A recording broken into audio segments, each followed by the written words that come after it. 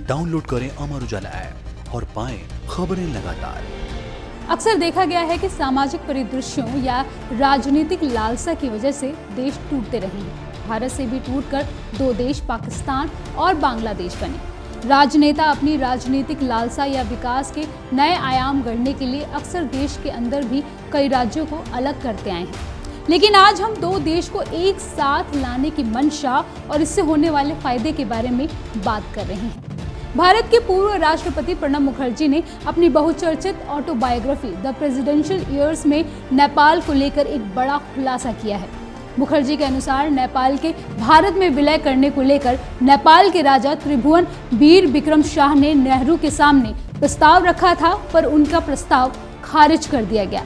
प्रणब मुखर्जी ने अपनी किताब में लिखा है कि नेहरू ने बहुत कूटनीतिक तरीके से नेपाल से वो निपटे। नेपाल में राणा शासन की जगह राजशाही के बाद नेहरू ने लोकतंत्र को मजबूत करने में भी अहम भूमिका निभाई। तत्कालीन प्रधानमंत्री जवाहरलाल नेहरू का कहना था कि नेपाल एक स्वतंत्र राष्ट्र है और उसे ऐसा ही रहना चाहिए। आइए जानते हैं कि अगर पंडित जवाहरलाल नेहरू ने राजा त्रिभुवन वीर विक्रम शाह का प्रस्ताव मान लिया होता तो आज भारत कैसा होता। नमस्कार, मैं हूं नीलम त्रिपाठी, आप देख रहे हैं अमर उजाला.com। नेपाल हिमालय की गोद में बसा एक छोटा सा देश है। यहाँ के हसीन नज़ारे हर किसी को मोह लेते हैं। नेपाल साउथ एशिया का सबसे पुराना देश है और यहाँ 123 भाषाएं बोली जाती हैं। भारत और नेपाल ऐसे देश हैं जिन्हें आपस में सभ्यता और संस्कृति साझा करने की बहुत ज़्यादा आवश्यकता नहीं है, क्योंकि दोनों देशों की संस्कृति और रीति रिवाज एक दूसरे से बहुत ज़्यादा मेल खाते हैं। नेपाल की संस्कृति पर भारतीय, तिब्बती और मंगोली संस्कृतियों का प्रभाव है। नेपाल में भी भारत की तरह त्योहार और उत्सव देश की संस्कृति का पर्याय हैं। अधिकांश नेपाली त्योहार विभिन्न हिंदू और बौद्ध देवताओं से संबंधित है। नेपाल में भी भारत के त्योहार बुद्ध जयंती और तीज मनाए जाते हैं। इसके साथ ही पड़ोसी देशों के रिवाज, परंपराओं और विचारों का भी इनमें समावेश है। नेपाल के लोग हमारे खान पान, रहन सहन, रीति रिवाज और भाषा को समझते हैं और भारत के विभिन्न प्रांतों में रहते हुए देश को आगे बढ़ाने में अपना महत्वपूर्ण योगदान भी दे रहे हैं। दोनों देशों के बीच रोटी बेटी का संबंध माना जाता है। अगर भगवान राम भारत के हैं तो माना जाता है कि राजा जनक और सीता नेपाल के हैं। अगर महात्मा बुद्ध को निर्वाण प्राप्ति भारत में हुई तो उनका जन्म नेपाल के शहर लुम्बिनी में हुआ था। भारत में लाखों नेपाली रोजी रोटी कमा रहे हैं और यहीं रह रहे हैं। नेपाल में भी लाखों भारतीय रह रहे हैं।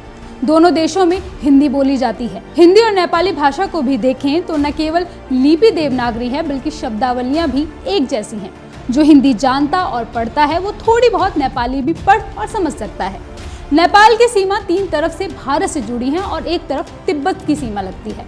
अगर पंडित जवाहरलाल नेहरू ने राजा त्रिभुवन वीर विक्रम शाह का प्रस्ताव मान लिया होता तो माउंट एवरेस्ट, पशुपतिनाथ मंदिर और जानकी मंदिर सब भारत के पर्यटन क्षेत्र का मुख्य हिस्सा होते। माउंट एवरेस्ट दुनिया का सबसे ऊंचा पर्वत है, ये पूरे भारत के लिए गौरव का विषय बनता। वहीं पशुपतिनाथ मंदिर में अष्टमुखी पशुपतिनाथ की प्रतिमा का सौंदर्य अपने आप में अनूठा है। सावन के महीने में यहाँ 1 लाख से अधिक श्रद्धालु आते हैं। मुख्य आकर्षण पूरे महीने में होने वाला मनोकामना अभिषेक है। 101 फीट ऊंचे मंदिर के शिखर पर 100 किलो वजनी कलश स्थापित है। जानकी मंदिर की बात करें तो नेपाल के जनकपुर के केंद्र में स्थित जानकी मंदिर माता सीता को समर्पित है।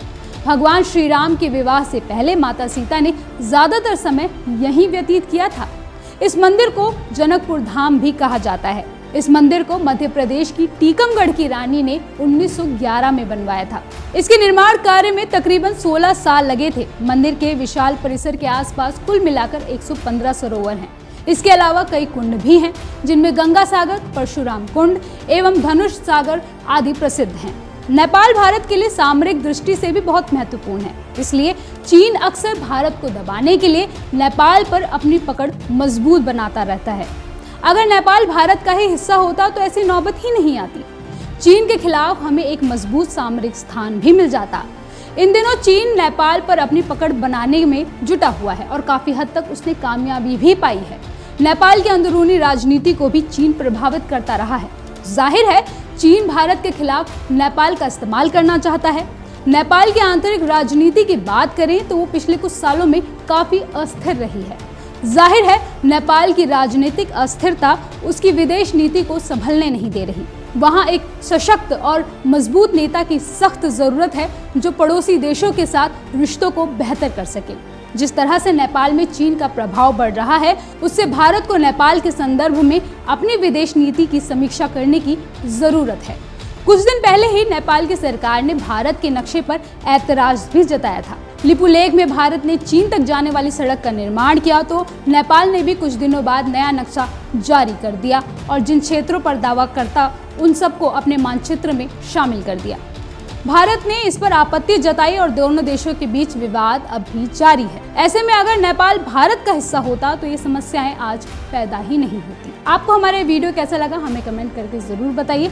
अगर आप हमारा ये वीडियो फेसबुक पर देख रहे हैं तो हमारे पेज अमर उजाला को जरूर लाइक करें और अगर आप हमारा ये वीडियो यूट्यूब पर देख रहे हैं तो हमारे चैनल अमर उजाला वीडियोस यानी AUV को सब्सक्राइब करना ना भूलें। धन्यवाद।